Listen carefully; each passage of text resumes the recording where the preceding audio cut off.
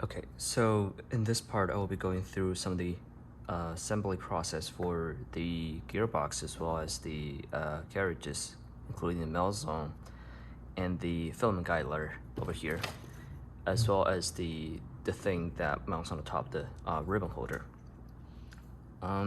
There was a major update a couple months ago called Andromeda, and we changed a lot of the design in the gearbox. Actually, we redesigned the gearbox to be modular and featuring higher torque, as well as having a fan and the entire cooling solution to allow the entire machine run reliably 24/7.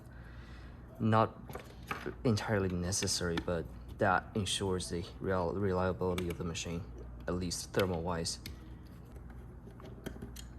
So we want to start by getting the upper right arm and the motor mount, as well as your stepper motor ready. So the first thing we do, as always, is to figure out the headset inserts and then place them first. So in this case, we will be having 1, 2, 3, 4, 8 headset inserts on the arm portion over here, and 2 of them are situated at an angle. Okay, let me grab my motor mount. So the first thing you want to do, like I said, there are also headset inserts over at the motor mount. There are in total of 8 of them coming in at a 45-degree angle. You want to try and make sure that the headset inserts go against the wall as perpendicular as you can possibly get.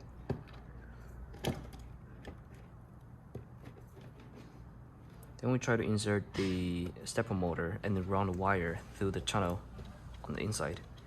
We want to do the same for a thermistor that you want to place inside the motor hub. If you look closely, there is a tab on the inner wall portion of the motor hub. That tab is a little bit springy and compliant, and it makes sure that the thermistor makes touch. The plastic part is making contact with the motor. So it's kind of used to simulate the situation where, the temperature of the plastic part that mounts on the surface of the motor. So effectively, it's trying to measure the temperature of the plastic on the motor mount. And once we have the cable routed inside, like this, I'll place the motor right in, making sure that the connector is not blocking the end of the motor.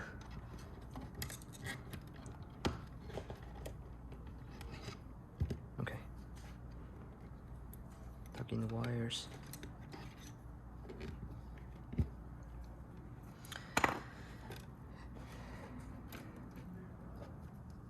Now we get our motor mount. Then I'll place it on top.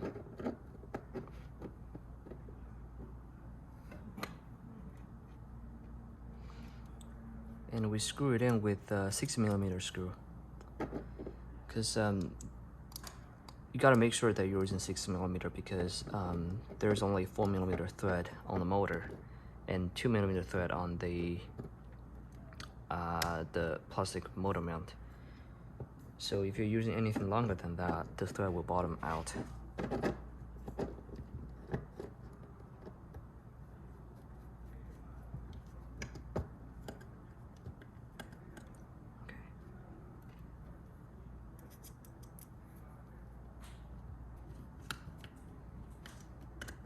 Okay, going through once again to make sure everything is reasonably tight. And then we get some 8mm screws.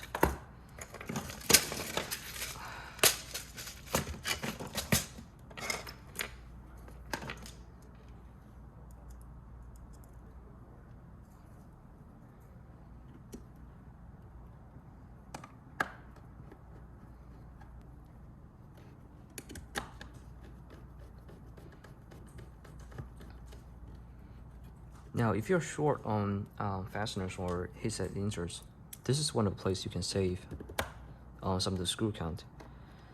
By using 8 screws, it makes sure that there's no buckling or deflection whatsoever on the motor mount.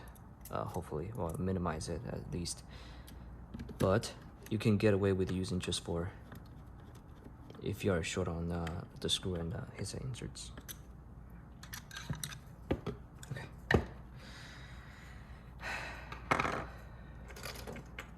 Now we get the fan. So if you look closely at the fan, there's supposed to be a small notch.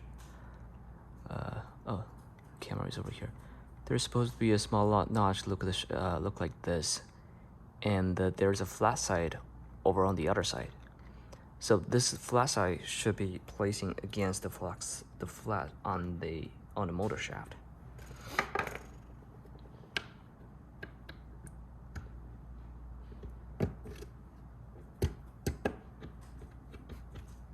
Okay. We're gonna try to press our 608 bearing into the ring gear. It should feel very snug, but not too tight to a point that you need to hammer it in. And drop it in like that. And try to see if it turns. And then we do the next part where we grab our output.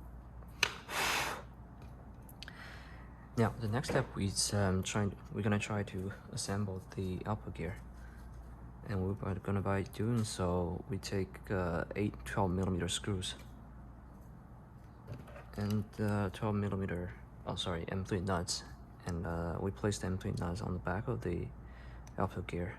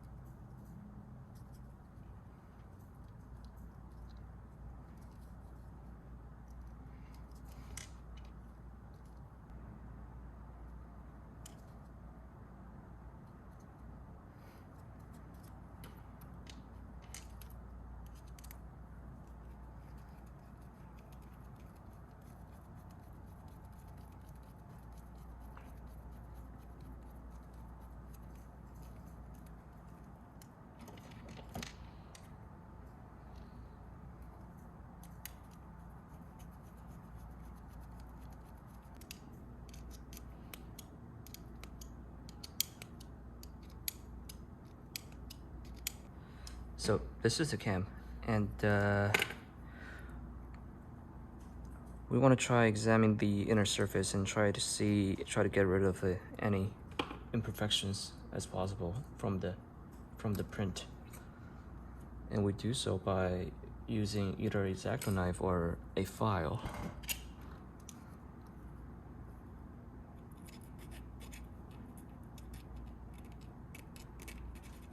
Just slightly, very slightly grind the inner surface a little bit.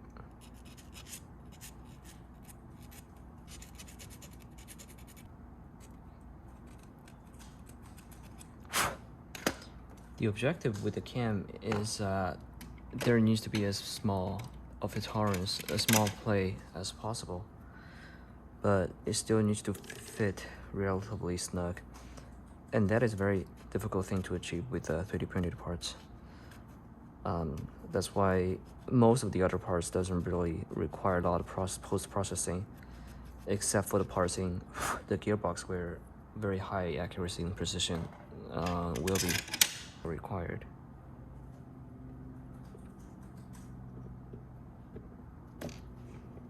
Okay, now it fits perfectly. We want to apply some lubricant. In this case, I'm using TFE lubricant, and it's sold by DuPont, and it's called Teflon lubricant. It's a type of a dry lube that goes on dry. It creates a very thin film on the surface of the part to reduce friction. It works exceptionally well for plastic and plastic. You can also use silicone and other PTFE, pure PTFE lubricant, because if anything is kind of oily based, it could contain some other chemicals, because there's not such thing as, you know, liquid PTFE.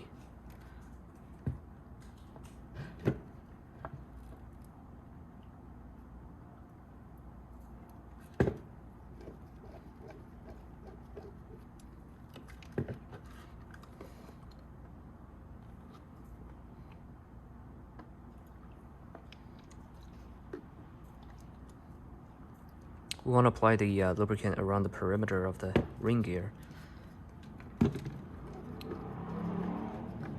and then spin it a little bit on both directions by hand, by turning the shaft. Make sure that the lubricant is spread out evenly across the entire surface, and we want to do the same for the output gear on the screws.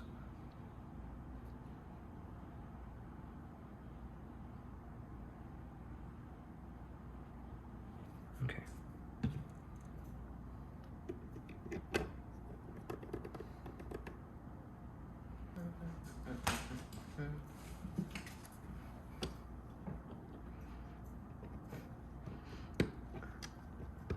Now that is finished, I can get started on the assembly process for the upper right arm.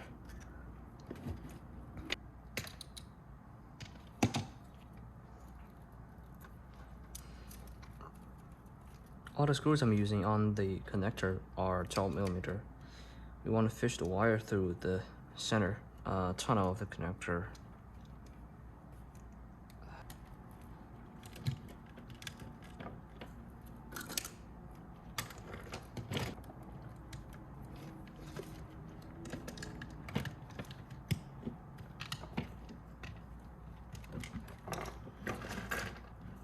As in this step, we want to really make sure that the connector is not pressing on any of the wires.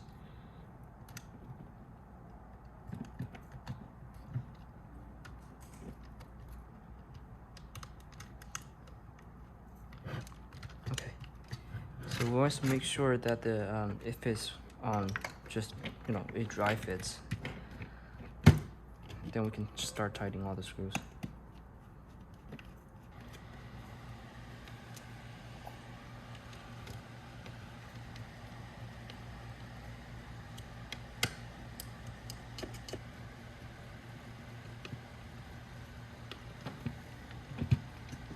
So for all the screws on connector, we are using 12mm. And we want to make sure, before we tighten on the screws, we want to make sure that the wires are tucked in the tunnel nicely. It can help quite a lot if you have a cable sleeve like the one we're using. Then we fish that down to the other side.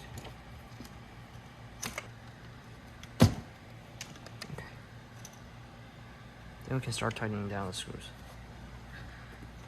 For some of the screws that are harder to get in, harder to reach, we want to use a ball head screwdriver. So for this one, I have already done it. It's been a relatively simple process. There are 2 heat sets inserts on each one of them, and you use an 8mm screw to fasten the 623 bearings, and then the center spindle just clamps on, just like that. And we want to readjust the screw a little bit, so that while applying pressure on the spindle, so that it stays on tight.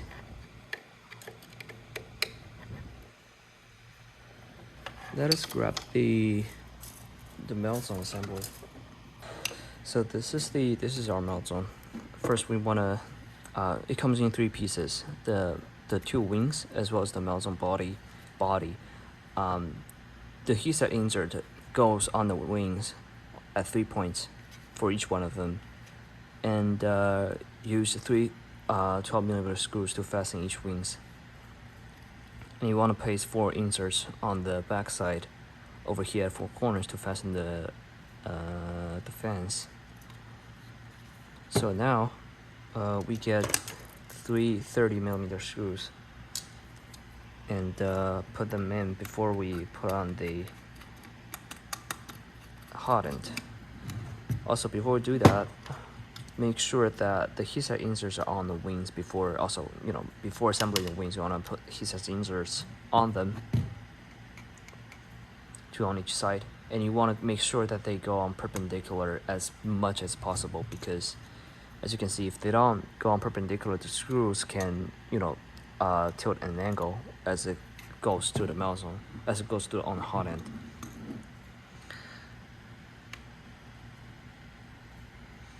So first step, we want to make sure that the two screws on this side, the left side, are tightened down all the way to the end. And then we preload some of the nuts. I just want to get 4 washers.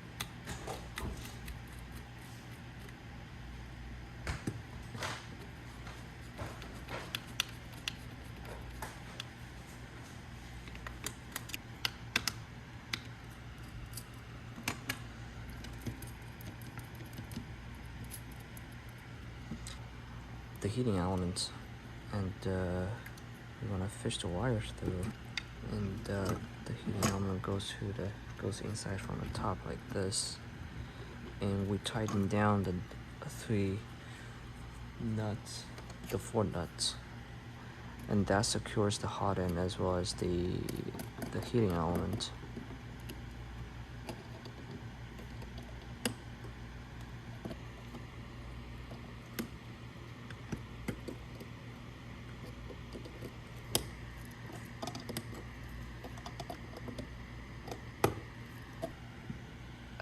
Okay, no, that's not coming out, and this is really solid.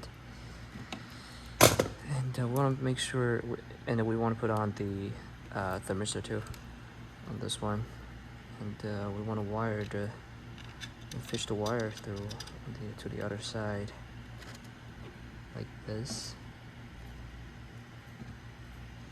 and tuck in the wire in the tunnel.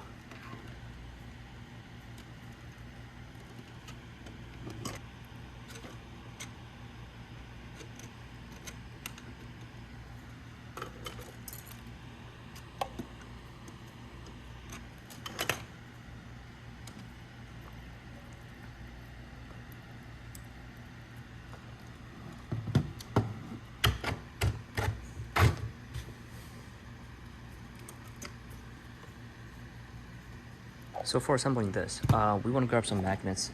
In this case, I'm using 3 M6 magnets. In the meantime, let me also introduce the ribbon cartridge as well as the ribbon turning key.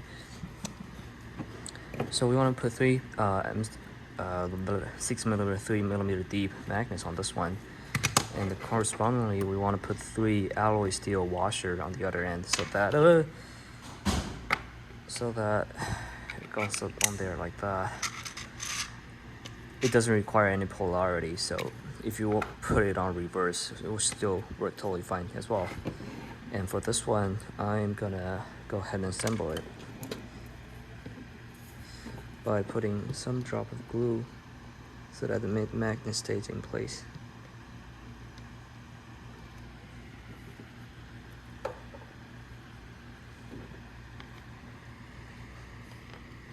Okay. And on the end, we want to put in the alloy steel washer.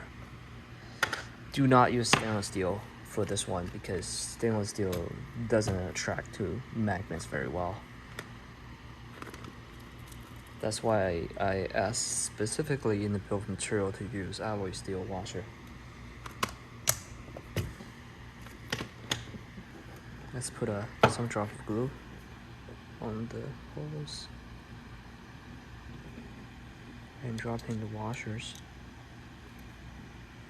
In the meantime, we also want to do the heatset inserts for this part. And the inserts location are on the, right over here, too.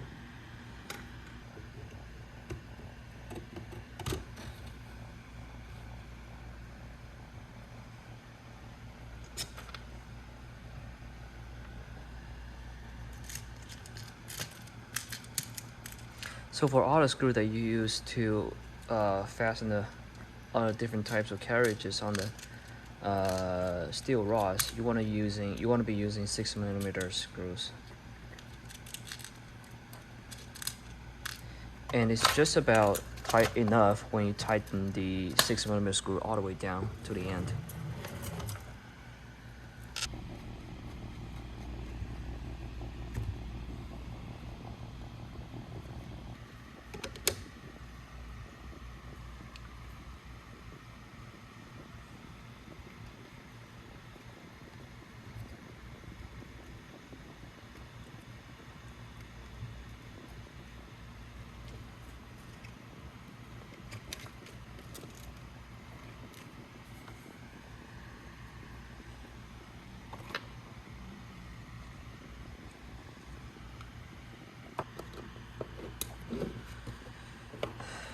So now we want to do the shaft knob, and that has this part has gone through some update during the Andromeda release, and what has changed is we started using a bearing idler for this for the shaft knob.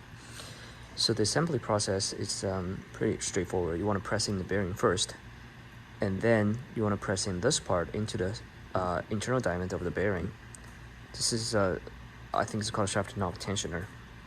And for this part, we're using 20mm screw. And correspondingly, there is a heatset insert on this one. And what we want to do is just tighten down the shaft knob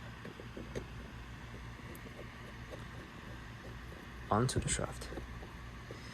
And once you feel that it's being tightened down, turn it by about half the rotation. That way it makes sure that the shaft knob tensioner gets compressed, and then it expands to make sure the bearing still stays in place.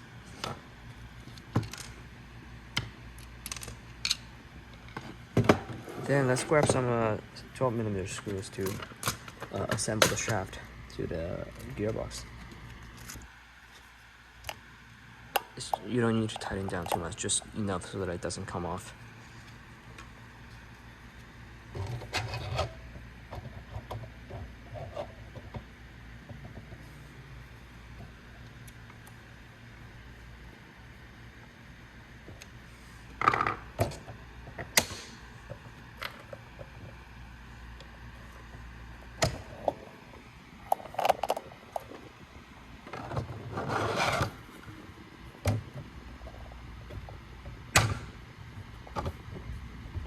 Now, let's use our bottle cutter and cut a. We can try cut half of the bottle. In this process, we're just trying to get the strip, get a reasonably long PET strip, and we're gonna use this strip for assembling our Andromeda. The pole extender, I should say. So it's two parts over here, and what they do is that they go on the spool and sew the ribbon all the way over here near the hot end. So what you can do while you're trying to pull the filament is inserting the filament onto one of the two parts over here, and then the other side where it's mounted on the spool, as spool turns, it pulls on the filament over here, and then slowly, pull it over to the spool. The advantage of this is that you don't have to pull the filament by hand to enough long distance for it to be able to mount to the spool. It saves a lot of work.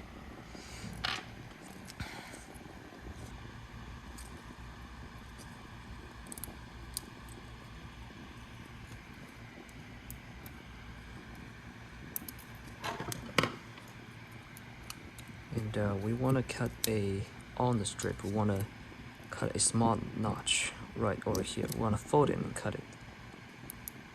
Very small, just about like 2 millimeter.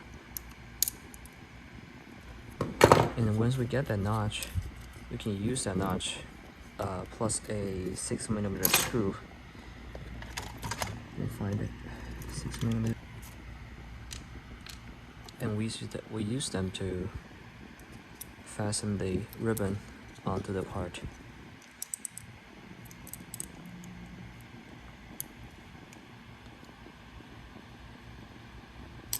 Ooh. Yeah, you know what? I would do one more on the other end to fold it like this.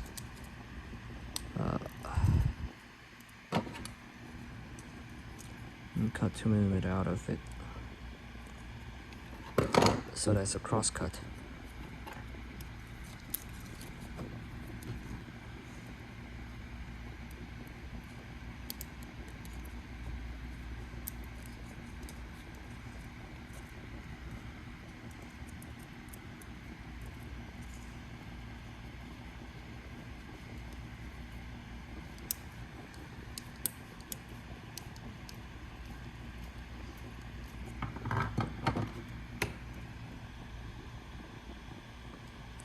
Then let's trim away the excess material. Now we finished doing the one side. Let's do the other side. For this, we want to measure how much length roughly it is from the ribbon to the hot end, and we can do so by just roughly eyeballing it.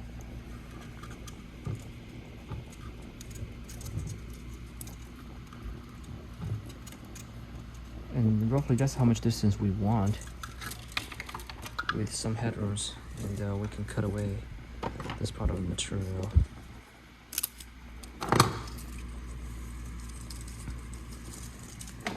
And then we go through the same process for this one.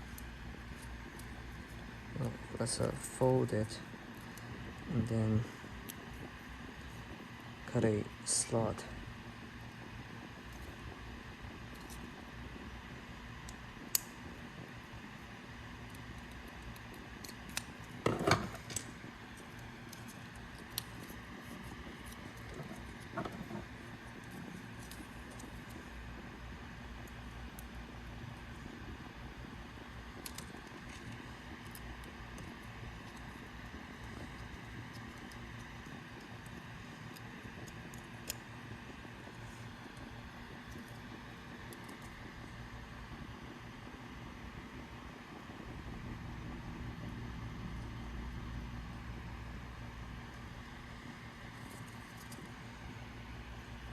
It should go like this.